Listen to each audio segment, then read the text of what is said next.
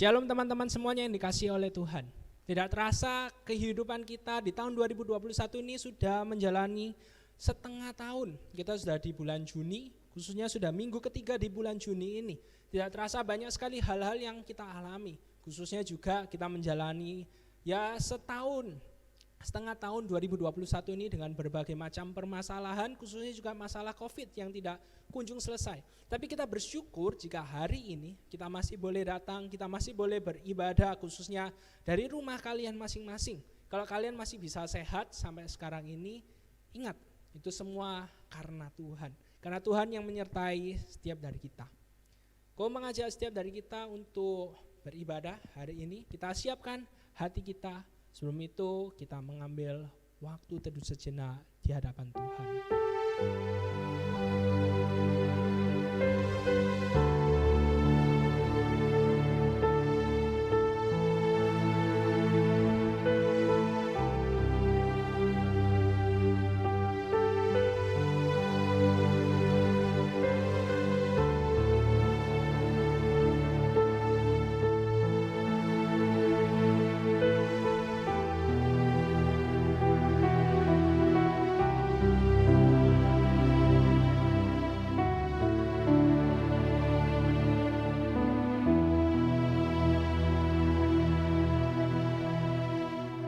Ibadah kita pada pagi hari ini kita mulai dengan satu kesadaran bahwa pertolongan kita datangnya dari Allah Bapa, Allah Anak, dan Allah Roh Kudus.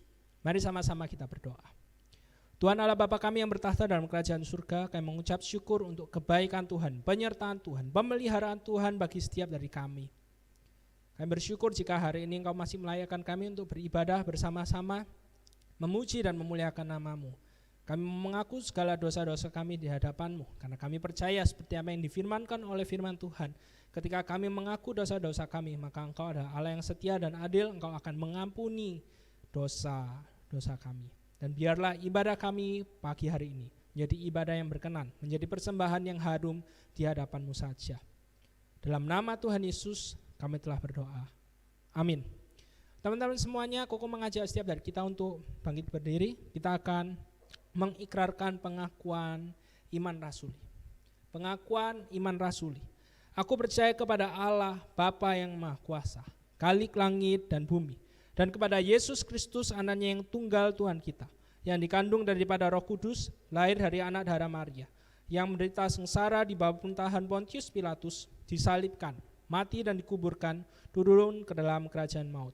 Pada hari yang ketiga bangkit pula dari antara orang mati, naik ke surga, duduk di sebelah kanan Allah, Bapa yang Maha Kuasa. Dan dari sana ia akan datang untuk menghakimi orang yang hidup dan yang mati. Aku percaya kepada Roh Kudus, gereja yang kudus dan am, persekutuan orang kudus, pengampunan dosa, kebangkitan tubuh, dan hidup yang kekal. Amin. Teman-teman semua dipersilakan untuk duduk kembali. Shalom, selamat pagi teman-teman. Senang sekali ya kita bisa berjumpa dan beribadah lagi pada pagi hari ini. Mungkin selama 1 minggu ke belakang ini kita sering merasa capek, lelah, putus asa mungkin sama urusan sekolah dan lainnya. Tapi jangan sampai semangat dalam Kristus Yesus kita hilang. Marilah teman-teman kita bersama-sama memuji, kita menaikkan pujian, terima sukacita surga. Kita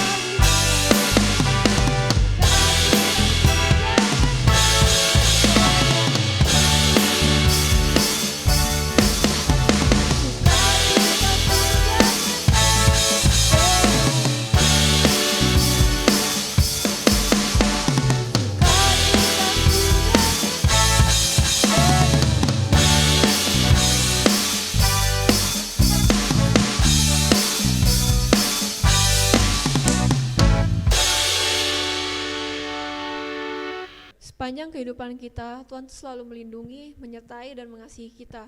Kasih Tuhan tuh gak pernah berubah, tapi mungkin saja kita seringkali gak menyadarinya. Teman-teman, marilah kita bersama-sama menaikkan ucapan syukur pada Tuhan.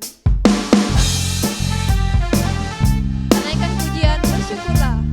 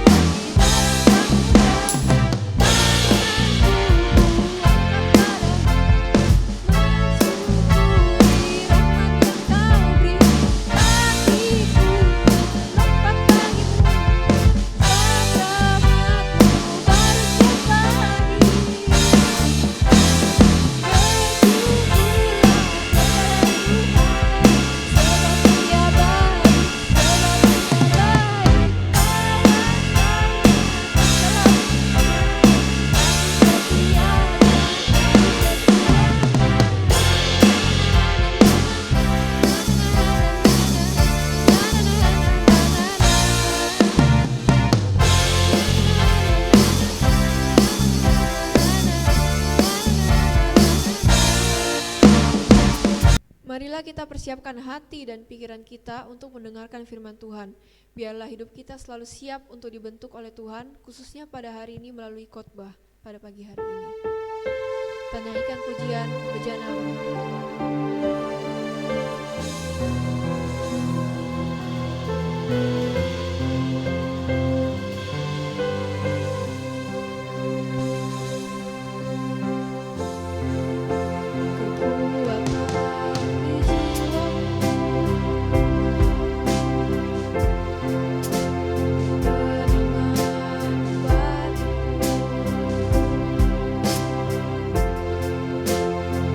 Ada dalam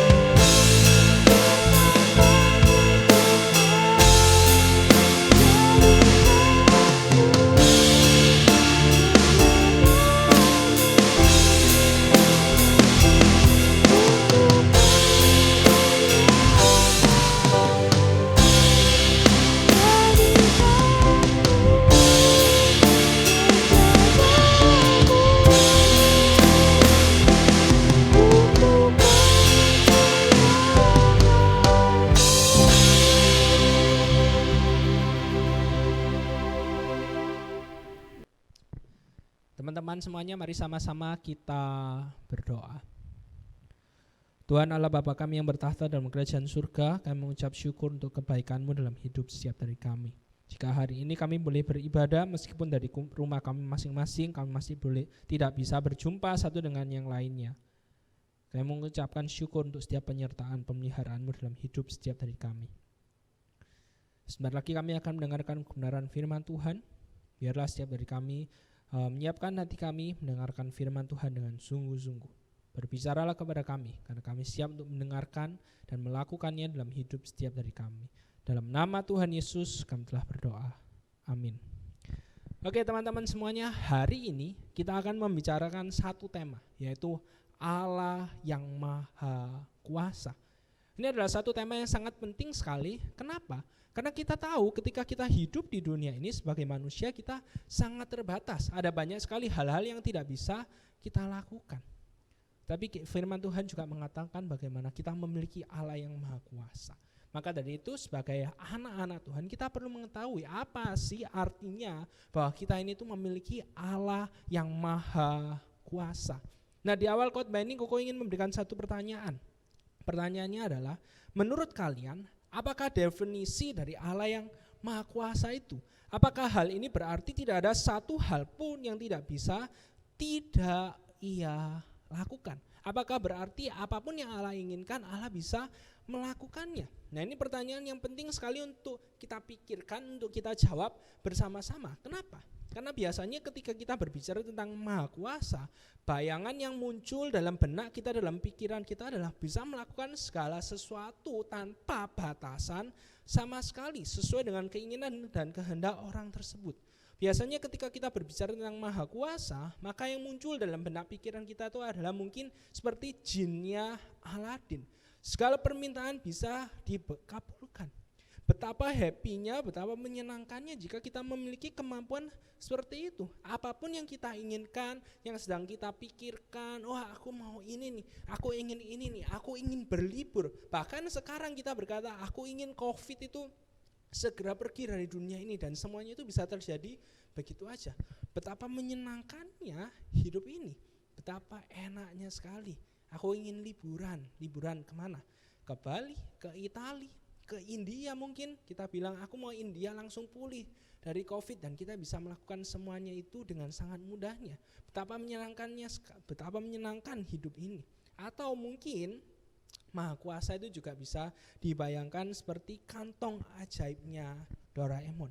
Bisa mengeluarkan berbagai macam alat untuk menyelesaikan permasalahan yang sedang kita hadapi. Betapa menyenangkannya hidup ini jika kita memiliki kantong ajaib seperti Doraemon itu. Kalau misalnya kita menghadapi masalah di dalam kuliah kita tidak perlu sulit-sulit mencari tahu caranya gimana untuk menyelesaikan permasalahan tersebut. Tinggal ambil, keluarin, selesai semua permasalahan tersebut. Tapi hari ini kita bukan berbicara tentang Maha Kuasa seperti jinnya Aladin atau Maha Kuasa seperti kantong ajaibnya Doraemon. Tapi kita perlu melihat apa sih definisi yang benar berkaitan dengan Allah yang Maha Kuasa itu. Apa yang Alkitab katakan mengenai hal tersebut.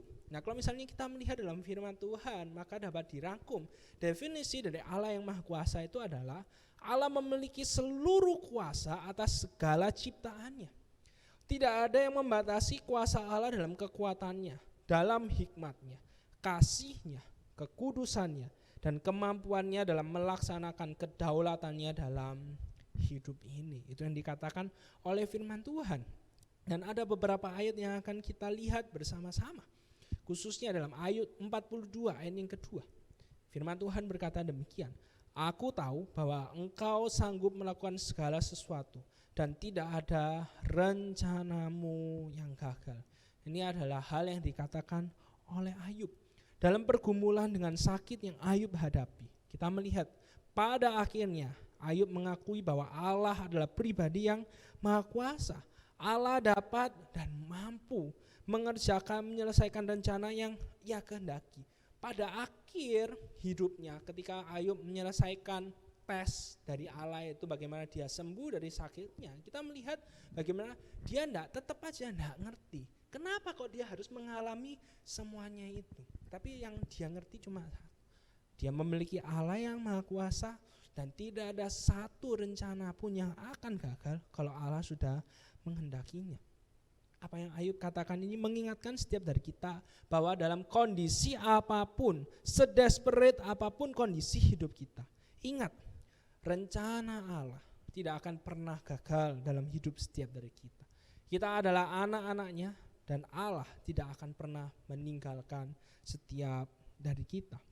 Kemudian dalam Yeremia 32 ayat yang ke-17, di sana firman Tuhan berkata demikian. Tuhan Allah, sesungguhnya Engkaulah yang telah menjadikan langit dan bumi dengan kekuatanmu yang besar dan dengan lenganmu yang terentang. Tiada suatu apapun yang mustahil untukmu. Begitu selanjutnya di Yeremia 32 ayat yang ke-27.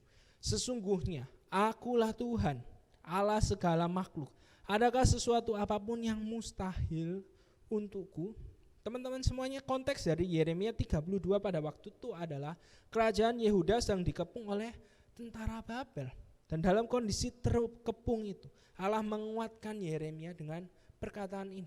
Allah mengatakan, memang kota ini pada akhirnya akan hancur, akan dikalahkan oleh tentara Babel. Tetapi Allah juga berkata, suatu saat nanti kota Yerusalem akan dipulihkan kembali dan hal tersebut pasti akan terjadi. Yeremia ragu? Tentu ragu. Melihat kondisi pada waktu itu dia tidak memikirkan gimana caranya kota Yerusalem ini tuh bisa pulih kembali. Tapi Allah mengatakan, Aku Allah yang maha kuasa. Tidak ada segala sesuatu yang mustahil bagiku. Aku bisa mengerjakan semuanya itu. Kemudian dalam Kejadian 18 ayat 14, di sana dikatakan demikian. Adakah sesuatu apapun yang mustahil untuk Tuhan? Pada waktu yang telah ditetapkan itu, tahun depan aku akan kembali mendapatkan engkau. Pada waktu itulah Sarah mempunyai seorang anak laki-laki.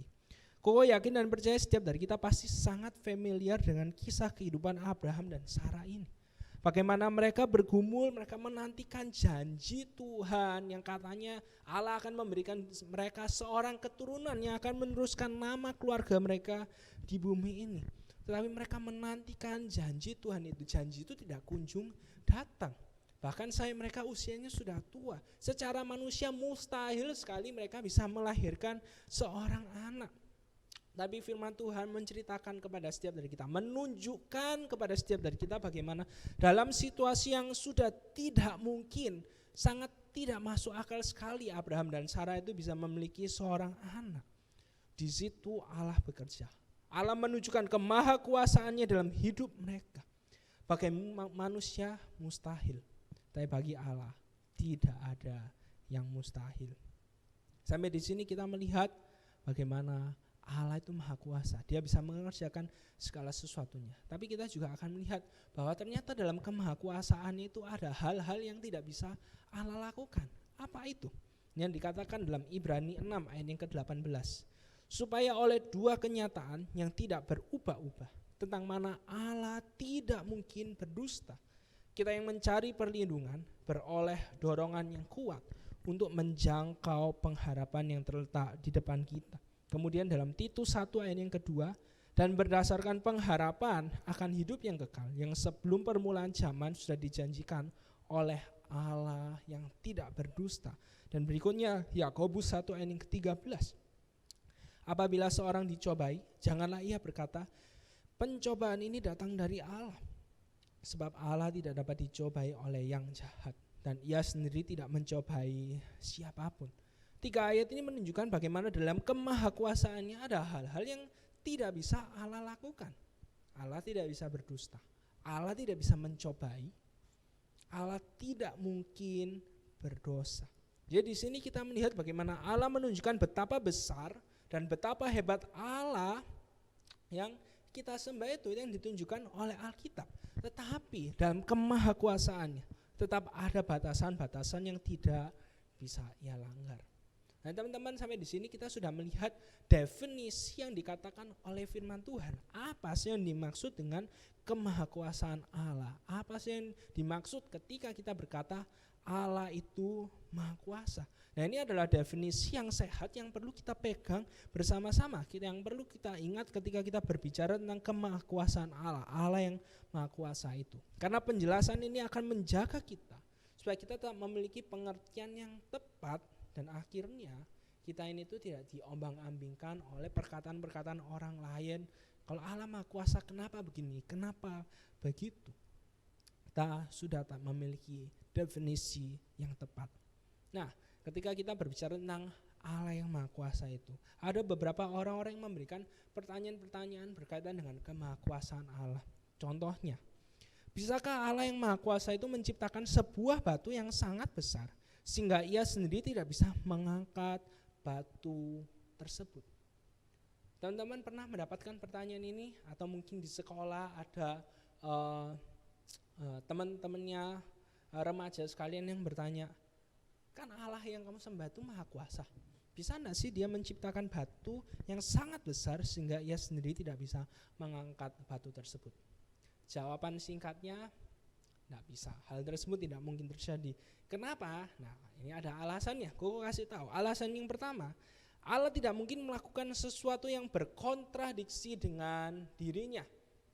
Jadi maha kuasa, Allah bisa melakukan segala sesuatu. Jadi Allah tidak mungkin bisa menciptakan suatu hal yang tidak bisa dia lakukan, karena Allah itu maha kuasa. Kemudian alasan yang kedua, asumsi dari pertanyaan ini adalah Allah itu dibatasi dengan hukum gravitasi. Nah, masalahnya adalah Allah adalah roh. Allah itu di luar ruang dan waktu. Jadi tidak mungkin hal ini bisa terjadi. Lalu yang ketiga, kalau misalnya yang pertama masih tidak diterima, yang kedua, alasan kedua tidak diterima, ini alasan yang ketiga. Ciptaan itu tidak akan pernah memiliki kuasa atau kekuatan yang lebih besar daripada penciptanya. Ini sudah suatu hukum yang diakui oleh semua orang. Yang namanya ciptaan itu pasti akan lebih kecil daripada penciptanya. Kemudian ada lagi yang berkata demikian, bisa enggak sih Allah ini menciptakan sebuah kota yang berbentuk lingkaran? Bisa enggak? Ya, jawabannya ini pertanyaan yang invalid. Ini pertanyaan tidak bisa dipertanyakan. Kenapa? Karena pertanyaan ini bertentangan dengan hukum non kontradiksi. Ketika suatu pertanyaan itu bertentangan dengan hukum non kontradiksi, maka itu adalah pertanyaan yang invalid, tidak bisa dipertanyakan dan tidak perlu untuk dijawab. Nah, mungkin teman-teman ada yang bertanya, apa sih hukum non kontradiksi itu? Hukum non kontradiksi itu adalah sebuah pernyataan tidak dapat sama-sama benar dan salah pada waktu yang sama dan dalam aspek atau hal yang sama juga. Contohnya, saya mau pesan es teh panas. Nah, ini adalah kalimat yang bertentangan dengan hukum non kontradiksi. Es, panas, panas. Saat ini perut saya lapar dan tidak lapar. Lapar atau tidak lapar sih sebenarnya? Buku yang saya pegang ini adalah laptop. Nah, ini kalimat yang bertentangan dengan hukum non kontradiksi. Buku ya buku, laptop ya laptop. Jadi sampai di sini kita sudah bisa melihat bahwa Allah itu maha kuasa. Kita memiliki Allah yang maha kuasa dalam hidup setiap dari kita. Maka pertanyaan berikutnya adalah, apa yang harus kita lakukan setelah kita mengetahui semuanya ini? Nah, ini ada pertanyaan yang sangat penting sekali yang perlu kita pikirkan. Jangan sampai kita menjadi seorang Kristen, seorang anak Tuhan yang cuma belajar, cuma tahu, tapi kita tidak tahu implikasi praktisnya, konsekuensi praktisnya itu apa dalam hidup kita setelah kita mengetahui apa yang kita dengarkan, apa yang kita pelajari. Nah, khususnya berkaitan dengan hal ini, apa yang harus kita lakukan dalam hidup ini setelah kita mengetahui bahwa kita memiliki Allah yang maha kuasa. Nah, Koko mengajak setiap dari kita untuk membuka Alkitab kita dari Markus 9 ayat yang ke-20 sampai 27. Markus 9 ayat 20 sampai 27, firman Tuhan berkata demikian. Lalu mereka membawanya kepadanya. Waktu roh itu melihat Yesus, anak itu segera digoncang-goncangnya, dan anak itu terpelanting ke tanah dan terguling-guling, sedang mulutnya berbusa. Lalu Yesus bertanya kepada ayah anak itu, sudah berapa lama ia mengalami ini? Jawabnya, sejak masa kecilnya. Dan seringkali roh itu menyeretnya ke dalam api ataupun ke dalam air untuk membinasakannya. Sebab itu jika engkau dapat berbuat sesuatu, tolonglah kami dan kasihanilah kami.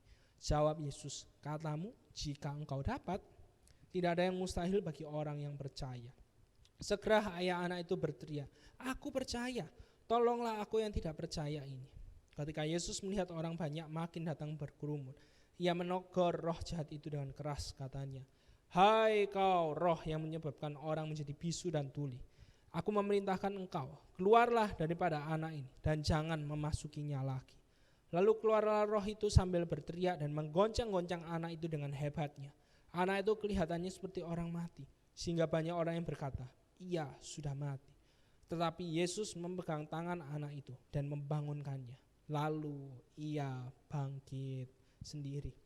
Nah teman-teman, dalam kisah ini kita bisa melihat bagaimana ayah tersebut, ayah dari anak itu sedang memiliki sebuah masalah. Masalahnya apa? Anak yang dia sayangi itu dirasuki oleh roh jahat. Dia sudah berusaha mencari solusi dalam permasalahan ini. Dia sudah pergi ke orang yang pintar, tapi katanya, oh kalau kamu pergi ke orang ini pasti bisa menyelesaikan masalah yang kamu hadapi ini. Dia sudah melakukan segala sesuatu yang bisa dia lakukan, tapi semuanya tidak memberikan solusi yang memuaskan.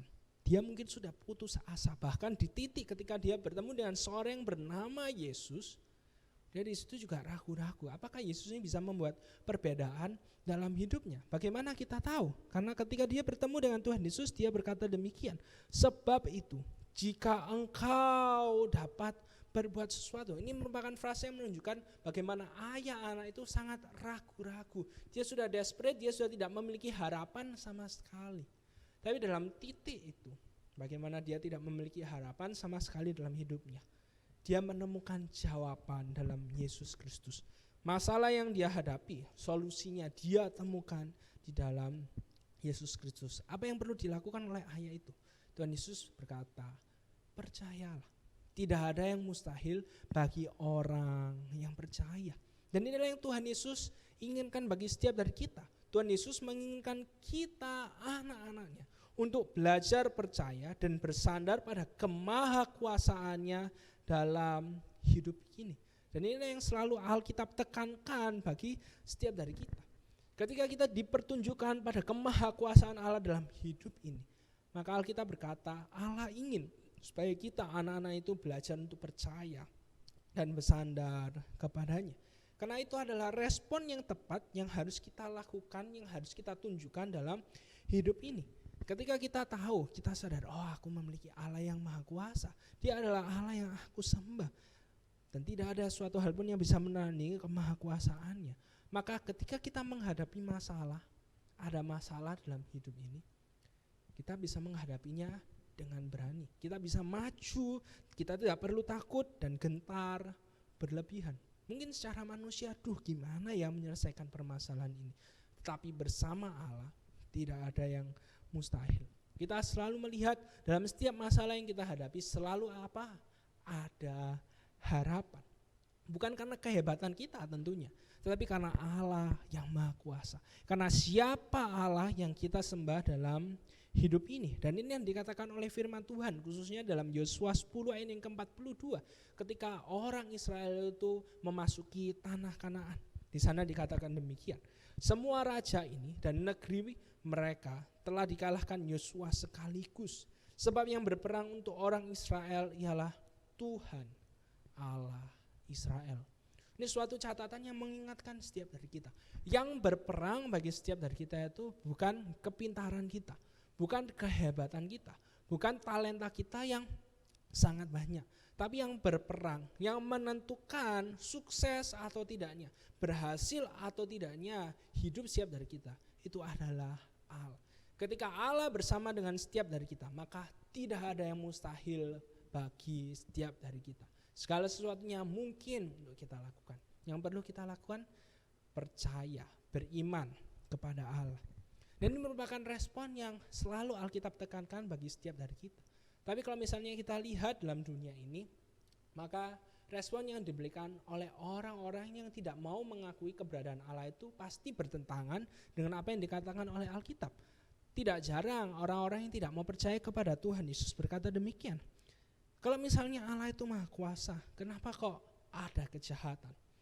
Kalau misalnya Allah maha kuasa, kenapa kok hidupku ini dipenuhi dengan berbagai macam kesusahan?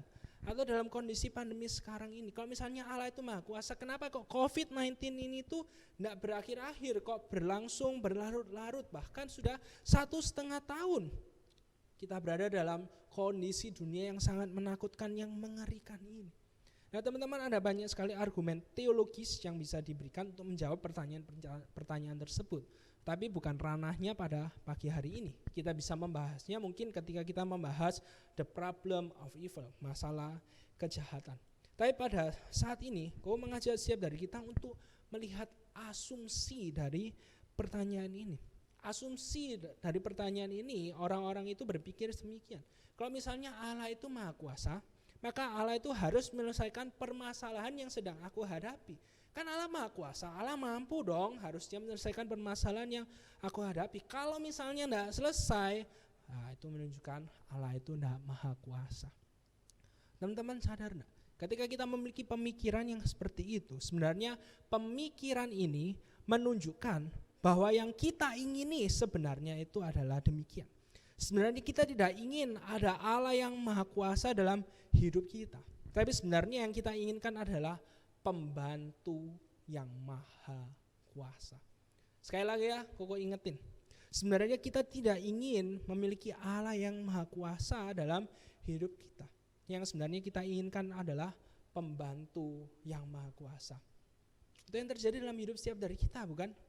Kalau ada masalah, Allah selesain masalah. Kita buat masalah dalam hidup ini, terakhirnya tinggal bilang, Tuhan kasihani aku, ini masalahku, selesaikan permasalahanku. Sebenarnya yang kita inginkan itu bukan Allah yang maha kuasa, Allah yang berdaulat dalam hidup ini, bukan itu yang kita inginkan. Tapi yang kita inginkan adalah pembantu yang maha kuasa yang bisa menyelesaikan segala mess, segala sampah, segala permasalahan yang kita hadapi dalam hidup setiap dari kita.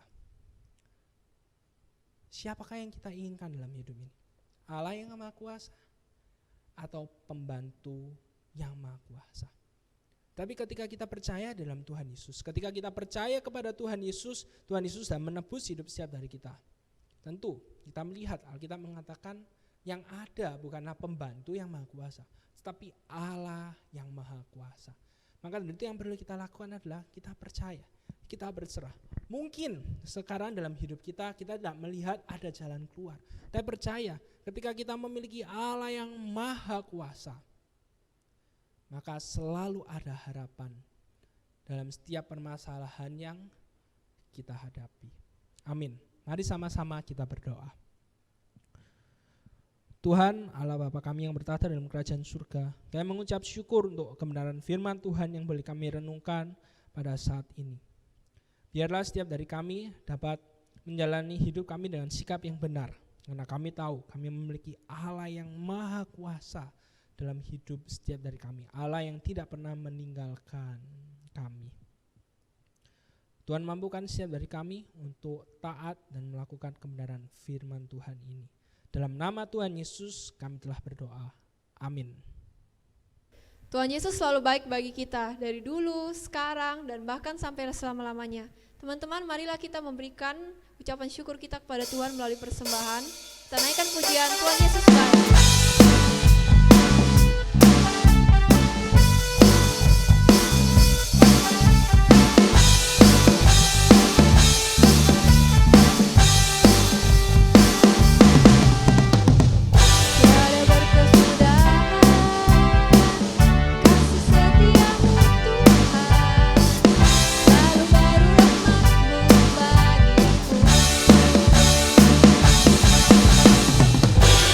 Berkat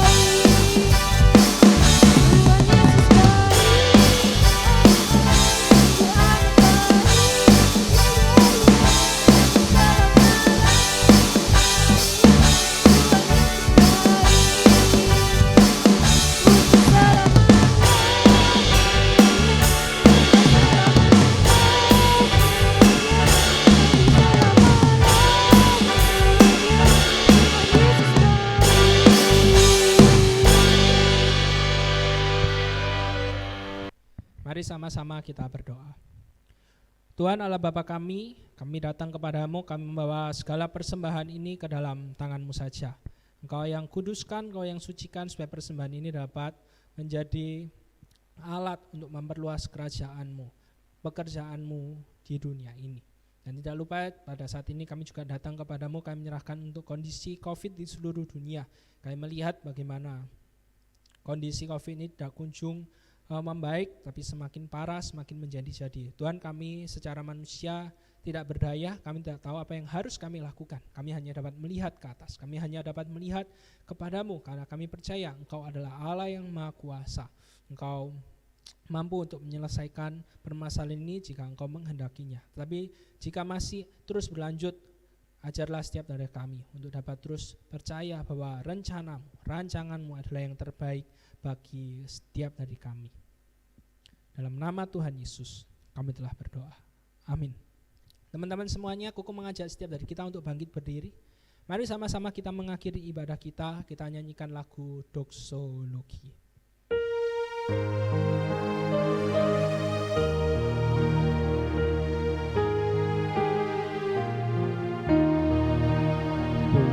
Puji Allah sumber berkat, puji Dia sebab ciptaannya, puji Dia para malaikat, Bapa, Putra, dan Roh Kudus. Amin. Mari sama-sama kita berdoa. Tuhan, kami telah mengakhiri ibadah kami pada pagi hari ini. Kami akan kembali ke tempat kami masing-masing, melakukan pekerjaan kami, melakukan studi kami, setiap hal yang kami kerjakan. Biarlah dimanapun kami berada, kami dapat menjadi pelaku-pelaku firman, senantiasa menaati kebenaran firman Tuhan. Hanya dalam nama Tuhan Yesus kami telah berdoa. Amin. Kebaktian selesai, Tuhan Yesus memberkati.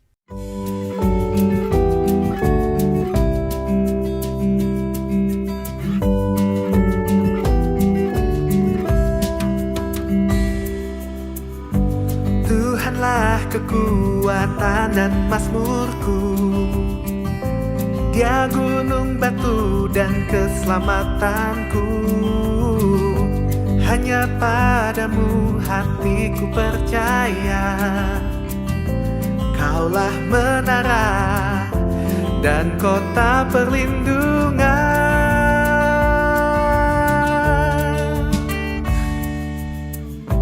Ku mau selalu bersyukur sebab cintamu padaku.